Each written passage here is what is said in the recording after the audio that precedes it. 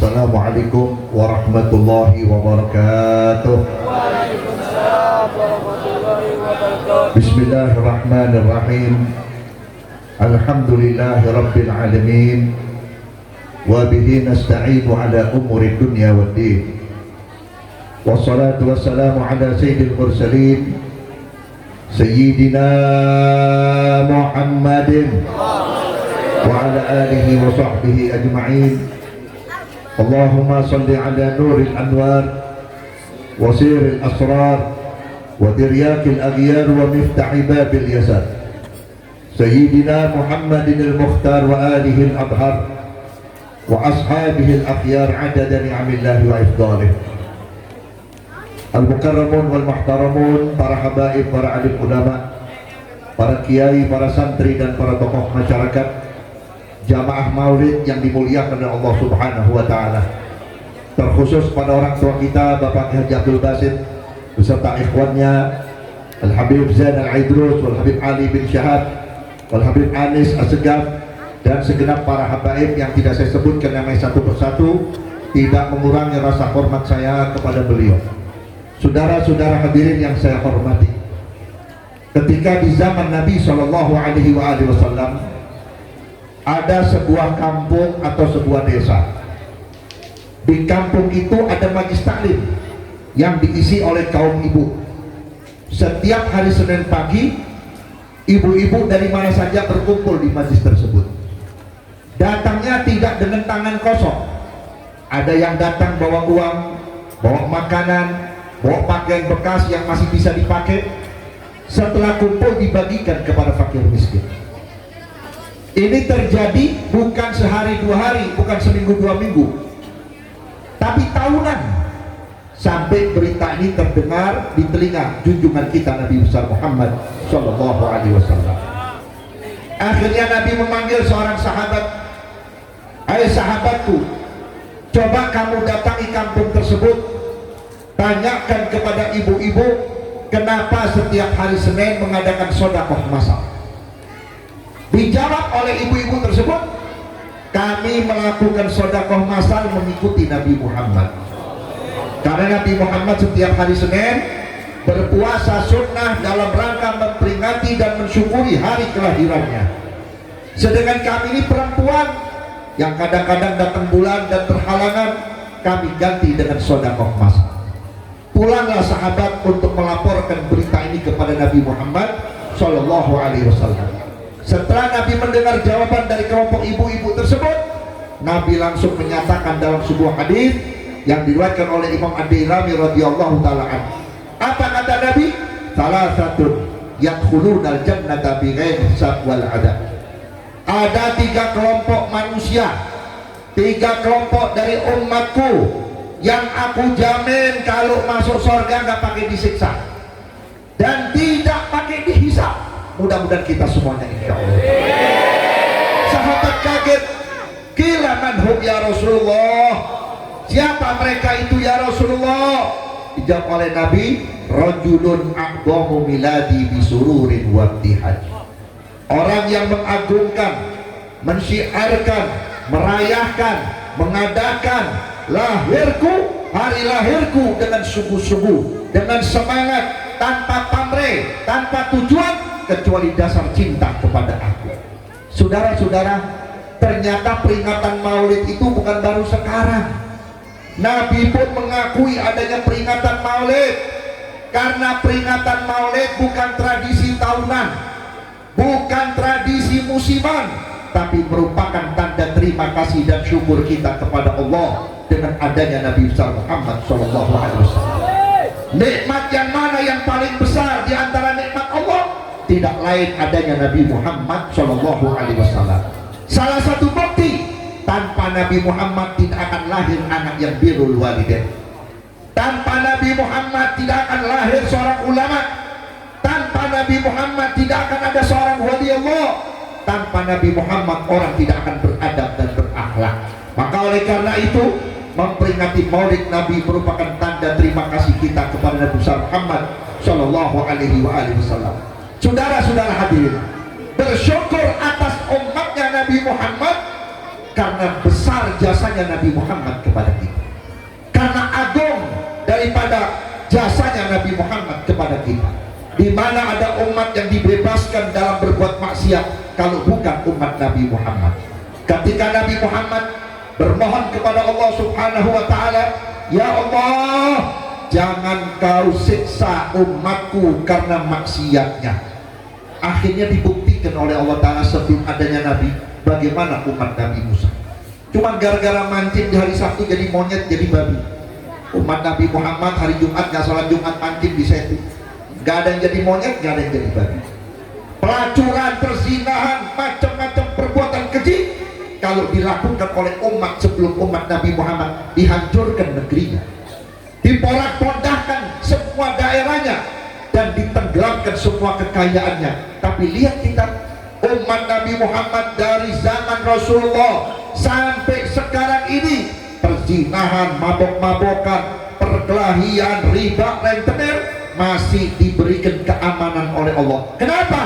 Karena ada doanya Nabi Muhammad SAW. Sehingga umat Nabi Muhammad diberi batas untuk bertobat kepada Allah sampai roh ada di tenggorokan. Kalau rohnya masih di perut, diterima tobatnya. Kalau rohnya masih di dada, diterima tobatnya. Kalau sudah di tenggorokan, tidak diterima. Ini tidak pernah terjadi kepada umat-umat yang lain, saudara-saudara hadirin. Hadirin yang saya hormati. Yang kedua, sahabat bertanya, apalagi ya Rasulullah, orang yang kau jamin masuk surga tanpa hisab dan tanpa adab? Dijawab oleh Nabi Muhammad SAW, wa rajulun aktsaru salata alayya, yaitu orang yang memperbanyak bersolawat kepada aku. Saudara-saudara, hadiah dari Rasulullah, hadiah dari Allah Subhanahu wa Ta'ala untuk umat Nabi Muhammad. Satu solawat bisa mengampuni dosa beribu-ribu dosa. Sampai Habib Ali bin Muhammad bin Husain Al-Habsyi yang dibaca maulidnya, nanti antum bisa baca di dalam bait beberapa itu. Habib Ali mengatakan, kalau antum mau bertobat kepada Allah, tempatnya di tempat maulid. Kenapa? Karena tempat maulid ini sangat tepat buat orang yang mau bertobat kepada Allah, buat orang yang mau minta ampun kepada Allah. Kenapa? Ribuan malaikat hadir di malam ini bersama junjungan kita Nabi besar Muhammad SAW sedang menunggu di antara kita yang hadir untuk minta ampun kepada Allah Subhanahu wa Ta'ala. Sampai dicontohkan bagaimana kondisi Nabi Allah Adam alaihissalam ketika dikeluarkan dari surga, sampai Nabi Allah Adam siang dan malam merintih menangis dengan istighfarnya, yang istighfarnya diabadikan Allah Ta'ala dalam Al-Quran. Rabbana zalamna anfusana wa illam taghfir lana wa tarhamna lanakunanna minal khasirin.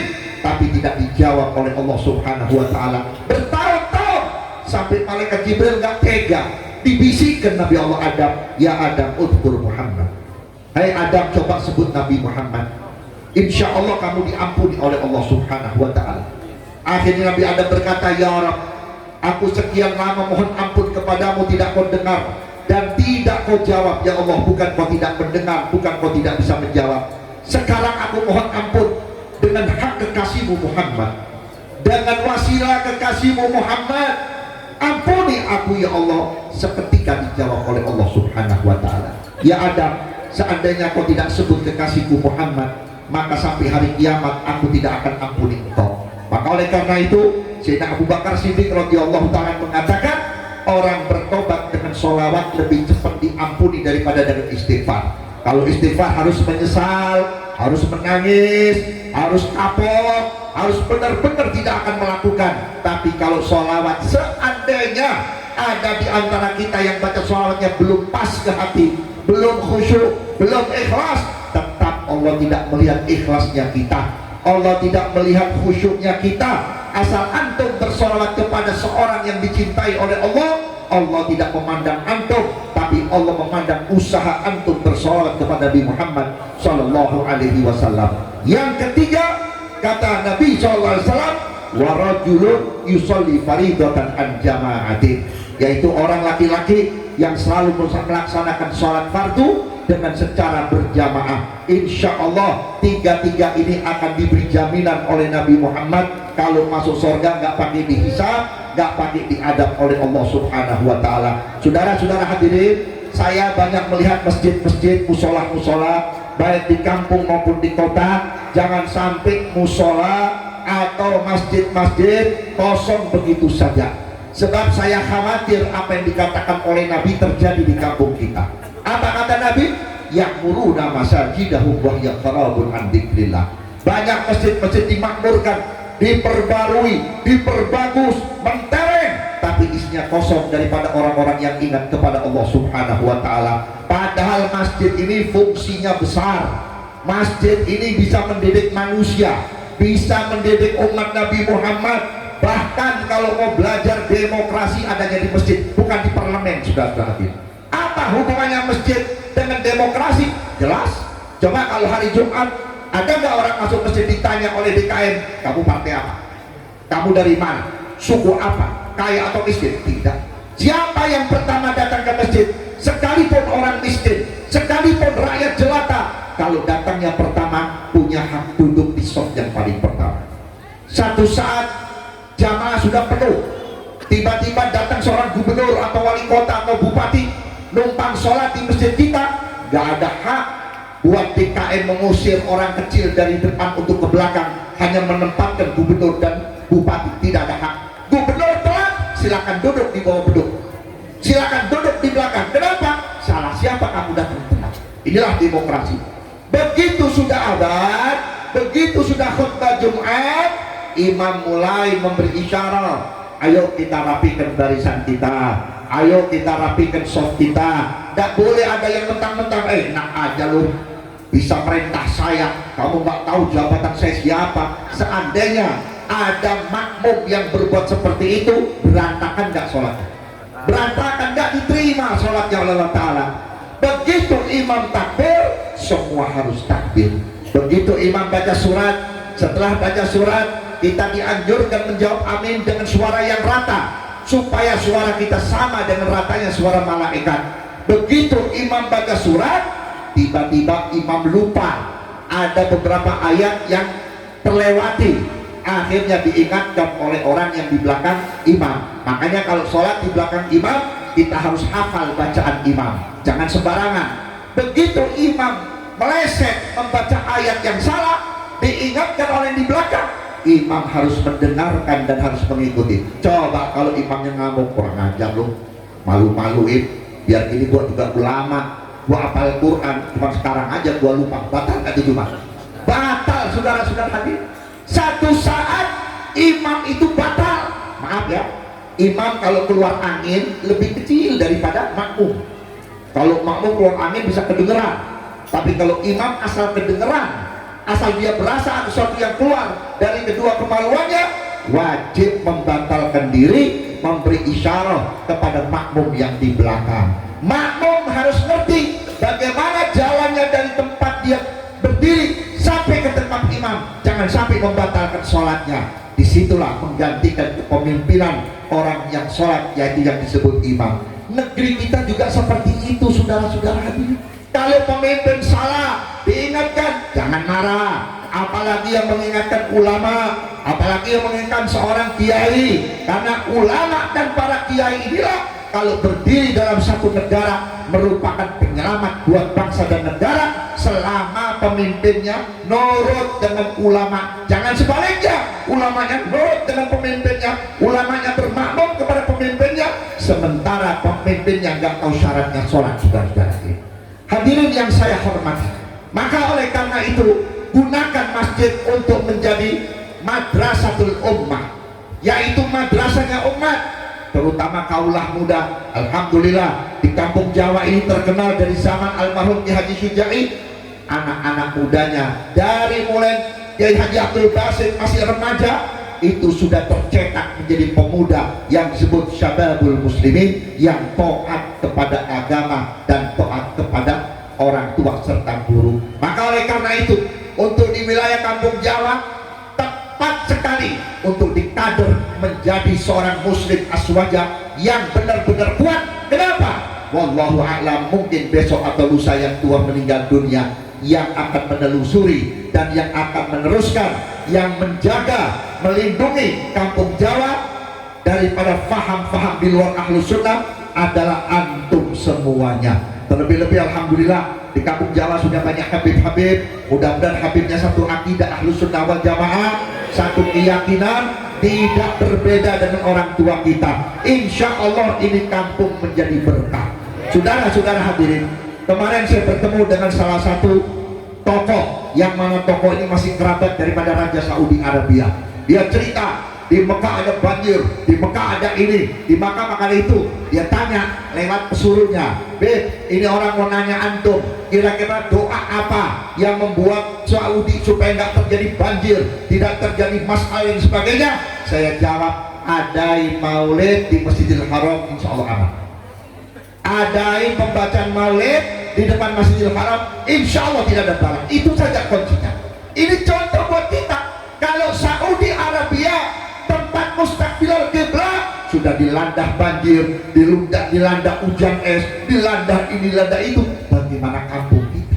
Makanya berkahnya kampung Jawa bukan hanya 1 tahun sekali, tiap seminggu sekali, entah itu malam Jumat, entah itu malam Senin, dibacakan riwayat hidup Nabi Muhammad SAW. Saya berharap di sini banyak santri-santri yang berkualitas. Di sini ada saudara saya, ada murid saya, ada jamaah saya yang dididik di Ummul Qura. Pantas mereka bisa memimpin kaulah muda. Kenapa?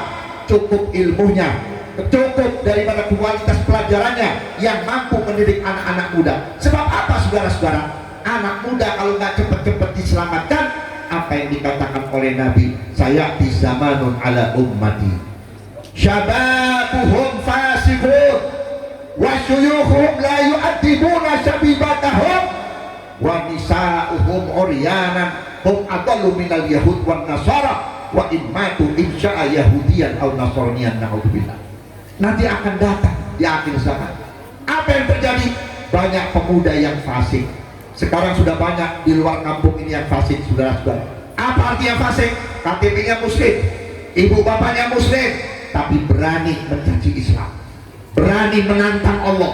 Coba saudara buka di YouTube saudara, di handphone saudara, anak-anak muda, ya Allah, gak ada kualitasnya, gak ada apa-apanya, tapi sudah berani menantang Allah, ngajak berantem sama Allah. Nabi Muhammad itu palsu, Nabi Muhammad itu orang biasa, dan lain sebagainya. Na'udzubillah. Ini bagaimana orang tuanya nanti? Bagaimana tanggung jawab ibu bapaknya sampai punya anak seperti itu? Kalau ibu bapaknya tidak bertindak, jangan berharap selamat di kuburan dan nanti di mahsyar. Sudah hati-hati, anak rusak bisa menghancurkan amal orang tuanya, tapi anak baik bisa menolong orang tuanya sekalipun orang tuanya rusak di dunia bahaya. Maka oleh karena itu, selamatkan pemuda kita jangan sampai jadi fasik. Kemudian apa kata Nabi? Nanti perempuannya juga akan menjadi fasik. Perempuannya sudah tidak punya rasa malu. Raf'ul haya minan nisa, dicabutnya rasa malu dari perempuan. Sudah tidak ada rasa malu lagi. Dia mau berbuat sesuatu apapun dengan dalil emansipasi, dengan dalil kebebasan, dengan dalil ini dan itu. Dia lupa dengan syariat dan adabnya Nabi besar Muhammad Sallallahu Alaihi Wasallam. Saudara tahu waktu Sayyidatuna Fatimah binti Nabi Sallallahu Alaihi Wasallam datang ke rumah Rasulullah bersilaturahmi bersama Sayyidina Ali, kebetulan musim angin keluar. Nabi pesan, ya Ali, tolong awasi jangan sampai betisnya Fatimah terangkat atau tertarik bajunya oleh angin yang begitu besar. Kalau kau diam, kau biarkan sampai orang lain melihat betisnya Fatimah, setiap langkahnya Fatimah sama saja menggali lubang neraka untuk mereka. Ini mantu Nabi, ini mantu Rasul yang sebut ana Madinatul Ilm wa aliyun babuha. Wah, bagaimana dengan kita yang bukan apa-apanya Nabi, sudah yang jauh kepada Nabi Muhammad. Maka oleh karena itu jangan sampai anak-anak perempuan kita ini bisa menebus daripada amal ibadah orang tuanya gara-gara pakaian anak-anak perawan kita, gara-gara ulah jeleknya anak perawan kita, ibu bapaknya tidak punya nilai di hadapan Allah Subhanahu wa ta'ala. Apa kata Nabi? Orang tuanya sudah tidak lagi mendidik. Wa syuyuhu la yu'addibuna syabibatahu. Ternyata anaknya rusak, laki atau perempuan menjadi fasik karena ibu bapaknya sudah tidak mendidik. Sekarang sudah zaman saya, zaman Ki Haji Abdul Basit, zaman yang tua-tua, yang 50 tahun ke atas, sebelum kenal guru ngaji, yang pertama ngenalin huruf siapa? Emak kita, bapak kita, alif ba sampai khatam juz amma. Begitu khatam juz amma, yang mana kita tiap maghrib itu sudah langganan ditempeleng, dijewer, kadang-kadang disentil, dicubit, sampai kita tahu daripada huruf-huruf Islam yang ada dalam Al-Quran. Setelah khatam juz amma, dibawa anak kita ke guru ngaji. Kalau perempuan yang bawa ibunya, kalau laki yang bawa bapaknya. Setelah diserahkan kepada guru ngaji supaya anak kita diajarkan Quran, supaya paham Al-Quran, ibu bapaknya pulang. Mulai besok kalau dapat uang belanja itu disisihkan, daripada sisa uang belanja ditaruh di bawah baju. Dulu tuh ya, dulu. Kalau sekarang enggak, sisa uang belanja buat nambahin di cincin. Maaf, yang korupsi banyak kan ibu-ibu. Disuruh masak telur, semur telur, suruh masak semur ayam. Anaknya tiap pagi mau sekolah kasih kerupuk kecap supaya dapat untung besar. Betul nggak, Bu? Bu? Ngaku ya, Bu? Demi apa? Demi cincin dan kalungnya. Giliran anaknya nggak naik, gurunya disalahin. Anak saya pinter, kenapa nggak dinaikin? Dimana-mana, emang dasar anaknya goblok, kurang vitamin, kerupuk kecap gimana mau pinter? Sudah saja. Ini sekarang, kalau dulu tidak, hasil atau lebih kelebihan daripada belanja disisipkan di amplop, dititipkan pada anak-anak. Tolong kasih guru ngaji kamu ini untuk nambahin bayar listrik dulu.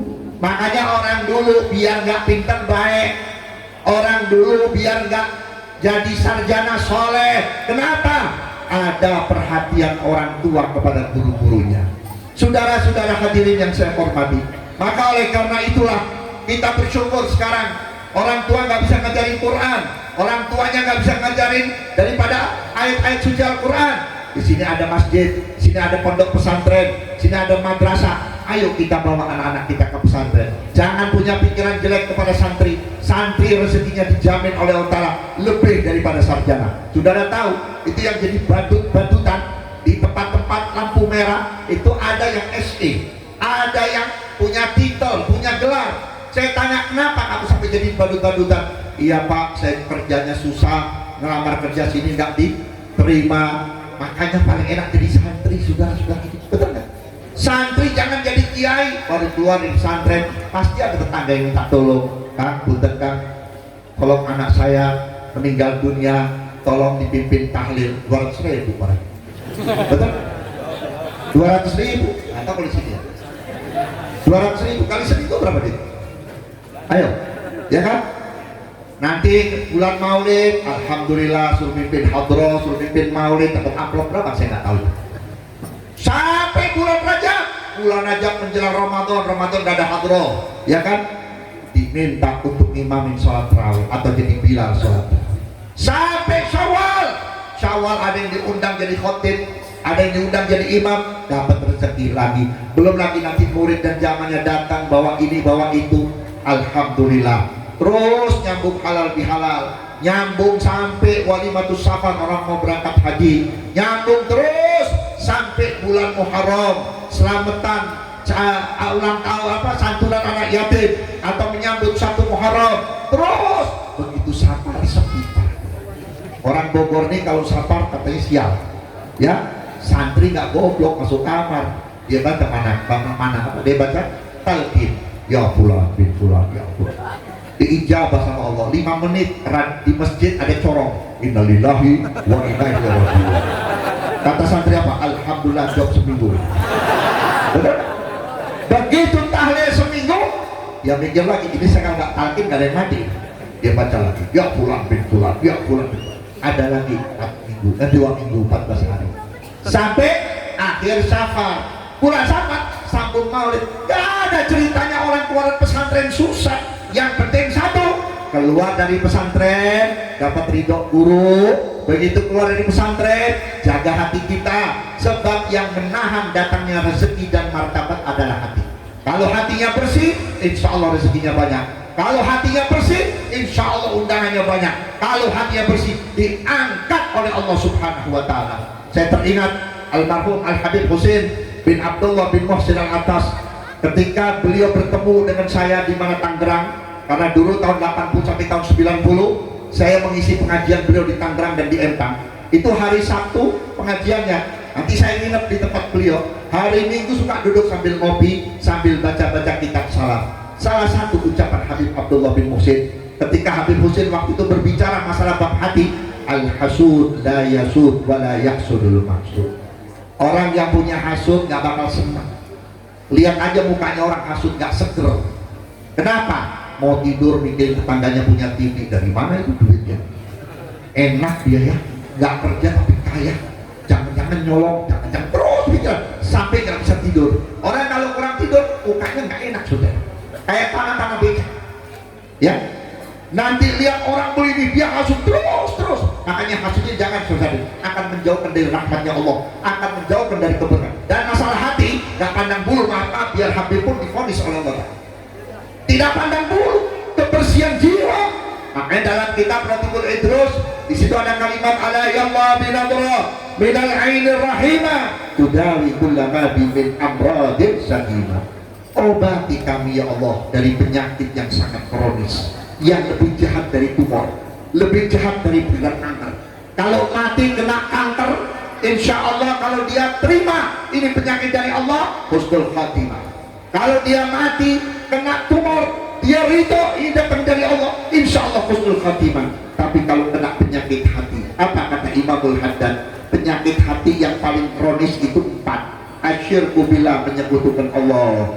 Katanya percaya sama Allah tapi masih percaya sama demit, percaya sama yang hal-hal yang tidak masuk akal, percaya sama yang macam-macam. Yang kedua, takabur, sombong, merasa dirinya paling besar, paling agung, paling. Saudara, kalau mau lihat orang cepat hancur, lihat aja kalau udah sombong bakal hancur. Fir'aun kurang apa hebatnya? 40 tahun gak pernah sakit, kaya. Gak ada orang kaya kayak Fir'aun. Kalau orang sekarang kaya, paling bininya punya cincin emas, suaminya punya cincin emas. Fir'aun jambannya terbuat daripada emas, piringnya terbuat dari emas. Ketika Allah utus Nabi Musa, Fir'aun duduk di kursinya yang mana kakinya berada di atas. Hati-hati, jangan suka duduk begitu tuh ya. Saya nggak bisa niru nih kalau saya sakit ya, duduk begini tuh, coba bukan skuter. Nah ini hati-hati nih, ini duduknya Fir'aun tadi. Benar saya ngomong. Antum kalau nggak percaya boleh tes, coba duduk itu deh. Gimana perasaan antum? Nantang nggak? Siapa lo? Betul nggak? Coba kalau antum duduk seperti seorang tahiyat, rendah nggak hati antum? Kenapa? Syarat hati itu dari sini sampai ke kaki. Syekh Abu Bakar bin Salim, Habib Abdullah Idrus 40 tahun nggak pernah duduk silah, duduknya begini. Kenapa? Membuat hati semakin tunduk. Lihat orang lebih cahaya ini, betul nggak? Bibir sombong. Nah orang kalau dia sombong, gak ada ceritanya menang. Hitler mampus, betul nggak? Ya kan? Hitler mampus, PKI hancur, Mucetuh hancur, apalagi ini, apalagi gak mampus. Istepoti, apalagi gak mati. Dia tidak. Gak ada orang sombong di permukaan bumi akan kuat, tapi yang tawadhu ini yang bakal kuat. Sampai Sayyidina Ali bin Abi Thalib karamallahu wajhah waktu mengisahkan hati orang yang tawadhu, hati orang yang tawadhu itu ibarat samudra yang lebih luas daripada samudra. Coba kamu ambil air di samudra, di lautan besar, kurang nggak itu air? Turun nggak itu air? Nggak turun. Artinya apa? Kamu hina orang-orang alim, kamu hina orang besar, dia tidak akan turun, dia tidak akan terhina, malah kamu yang akan terhina. Lihat samudra, kamu kencingin, tidak akan menjadi najis, tetap tetap suci, tetap bersih. Begitu orang-orang tawadhu. Sampai Ali bilang apa? Aku nggak takut sama orang jago, aku lebih jago, aku punya keberanian. Aku tidak takut dengan orang yang sombong dengan ilmunya. Aku diberi ilmu Allah di bawah Nabi Muhammad SAW. Tapi aku satu yang aku takut, orang yang tawadhu, merendah. Orang yang tawadhu ini istilah kata ibarat bola-bola pingpong, dibanting kayak apa tetap naik, ngapas terus naik, dikatain tetap naik.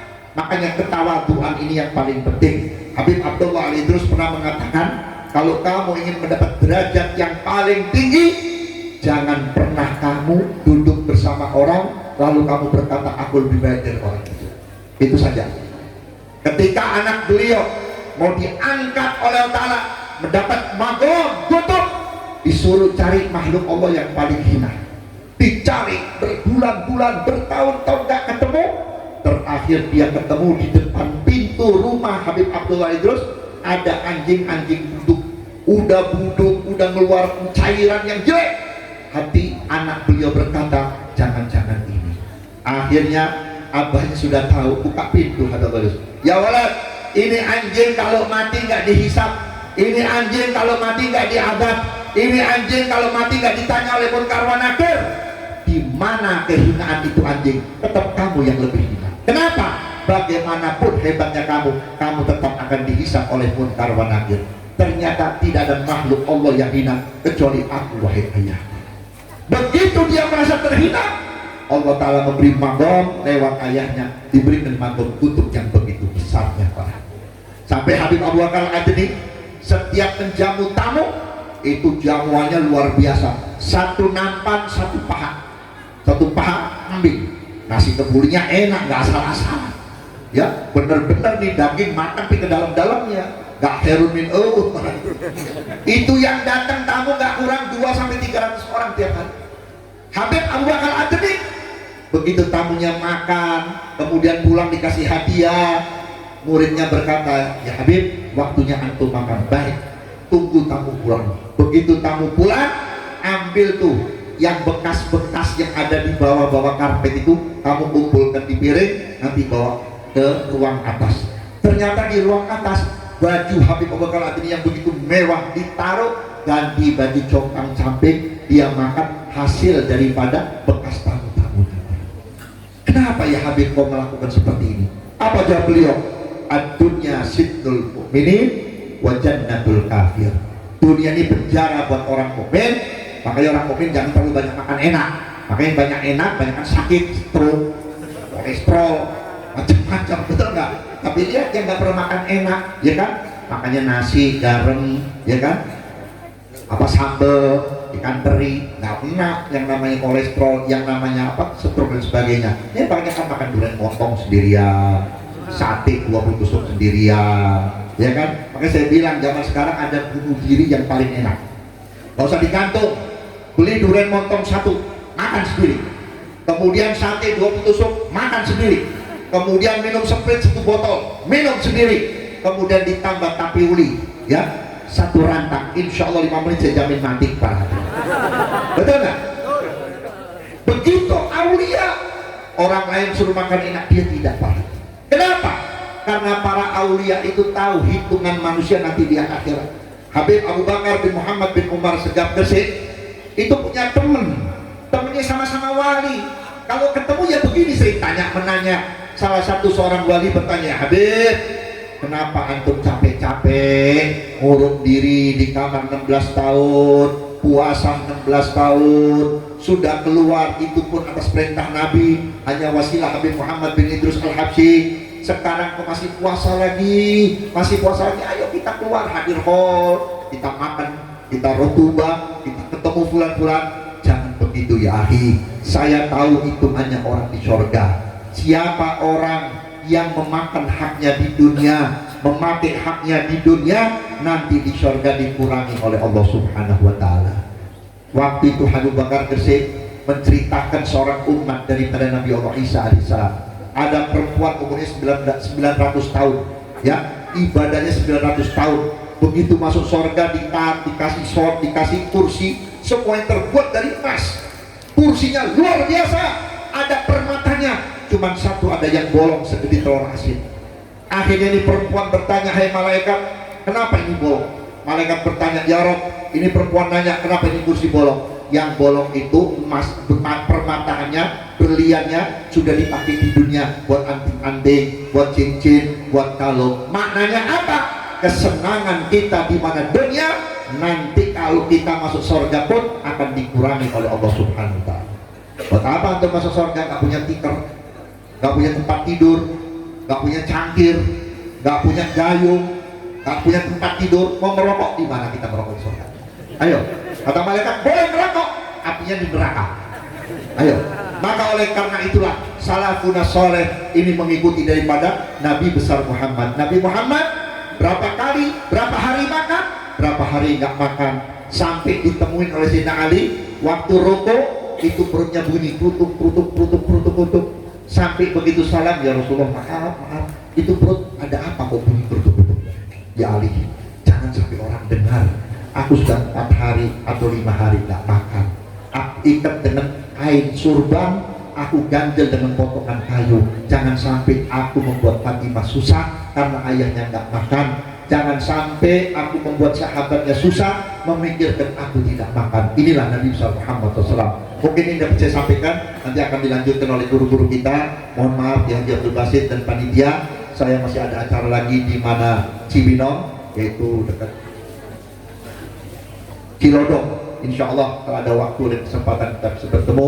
Mohon maaf pada habaib semuanya ya, bukan saya nggak kangen, saya masih rindu sebetulnya. Doakan saya biar sehat ya, biar saya umur, dan kita doakan guru-guru kita, doakan ulama-ulama kita biar dipanjangkan umurnya oleh Allah Subhanahu wa Ta'ala. Jangan lupa habis maulid minta kepada Allah selamatkan Indonesia dari bala, dari fitnah, dari bencana.